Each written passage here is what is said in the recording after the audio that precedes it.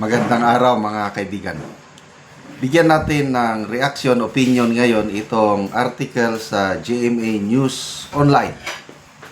Isang proposal ni Senator Panfilo Lacson para mabawi ang mga nakulimbat na pondo ng taong bayan sa flood control projects.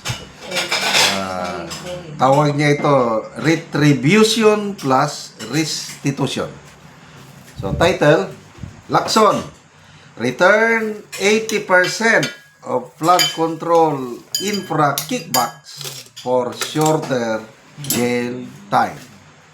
Parang compromise agreement na. O sige, balik nyo yung pera.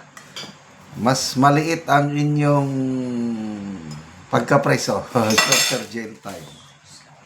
To me, his intention might be good. Gusto niyang mabawi ang pera ng taong bayan, kaya lang to me, napakalabong suggestion ito. Suntok sa buwan. Okay. Senate President Pro Tempore Panfilo Lacson is pushing for a retribution plus restitution formula, offering those involved in anomalous flood control and other infrastructure projects a shorter jail time in exchange for returning at least 80% of their stolen money to the government.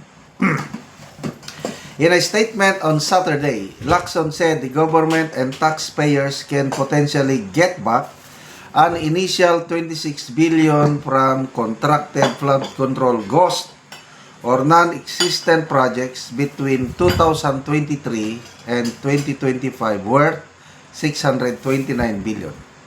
Ito ang sabi nyo. A simple extrapolation using the initial finding of 421 contracted ghost flood control projects out of the 8,000 so far inspected by AFP, PNP, DepDep, Composite Team as standard, with an aggregate total amount of at least 629 billion worth of flood control contracted projects, if all those responsible, sino yung mga responsible? Contractors, politicians, and DPWH officials will return just 80% of their loot, either after a plea bargaining agreement in exchange for shortened jail terms. Easily, the Filipino people can recover at least 26 billion. So, ongoing pa ang pag-survey ng mga flood control projects. Tumutulong na ang AFP, PNP, and yung DepDep, yung dating NEDA. 421 na confirmed ghost projects, karamihan sa Luzon. So ito yung sinasabi ni Senator Lacson na baka papayag yung mga contractors, DPWH, politician, ibalik 80%. Ano sa tingin nyo? Is this feasible? To me, especially yung mga politicians na mas malaki yung kanila eh. O ano yung revelation ni na Mayor Magalong, ni na Curly Discaya, nasa 25 to 30% ang napupunta sa mga politiko. So, sino ngayon ang politiko na magbabalik ng pera? Si Saldico? Ay, wala na. Hindi na babalik si Saldico dito sa Pilipinas. So, sino pa? Walang aamin na politiko na na-involve sila niyan. Deny to death sila.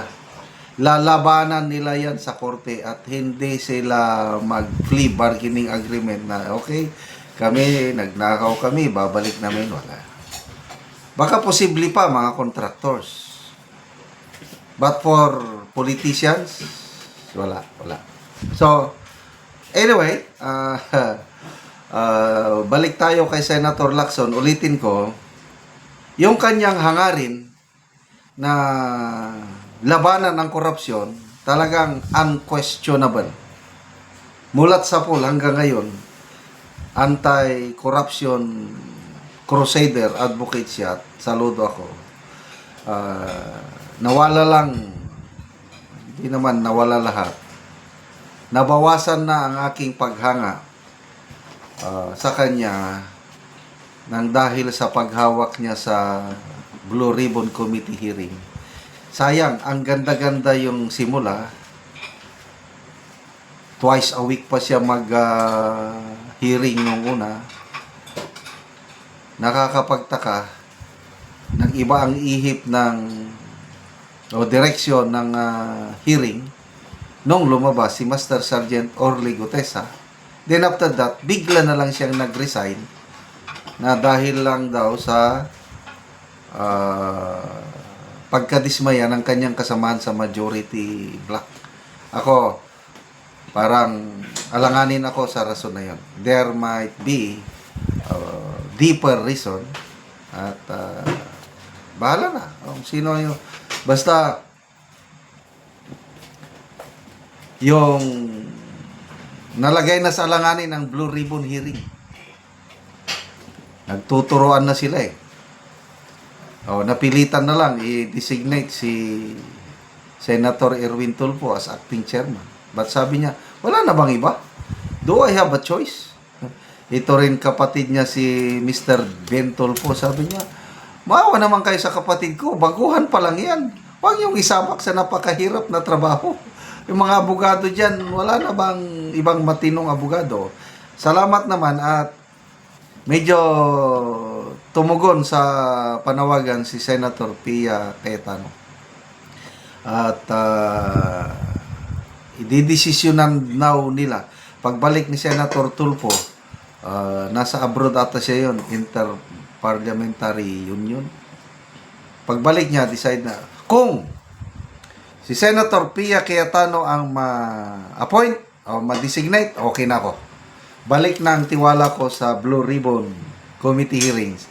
Kasi malaki ang tiwala ko, kakayanan ni Senator Pia Cayetano at saka yung kanyang objectivity. Walang pinapanigan, walang kinakatakutan kahit sinong politiko. Yan ang tingin ko kay Senator Pia Cayetano. Tatak Cayetano, yung tatay nila. Because of course, yung kapatid niya, si Senator Alan Peter Cayetano. Sana nga, si Senator Pia Cayetano ang mapili nilang chairperson ng Blue Ribbon para maibalik ang tiwala ng taong bayan sa importanteng committee na ito. Salamat mga kaibigan sa inyong pagsubaybay sa ating channel. Nakakatulong kayo ng malaki sa Tribong Talandig ng Bukidnon. Ang income natin sa channel na ito is pantulong natin sa tribo. Namimigay tayo ng mga libreng yero at pako sa kanila para makapagpatayo ng mas maayos na tirahan. Panoorin niyo ang video na ito. Taga namog sin. Aliyok sa nagapay sa sin, salamat tayo. Ug karon mo na dayon ni ang atop sa natagaan na mo giro. Mga sako gipang pananrang dayon og habol. Ano ni ang ilang atop. Ug karon mag-atop na ni sila.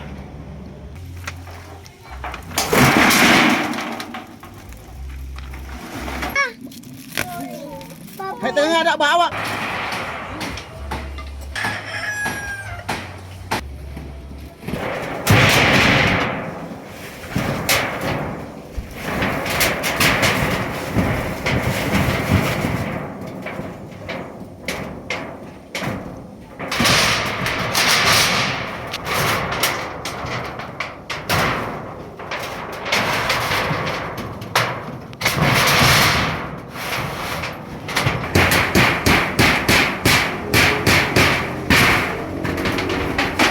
Ito naman na yun si Kuya.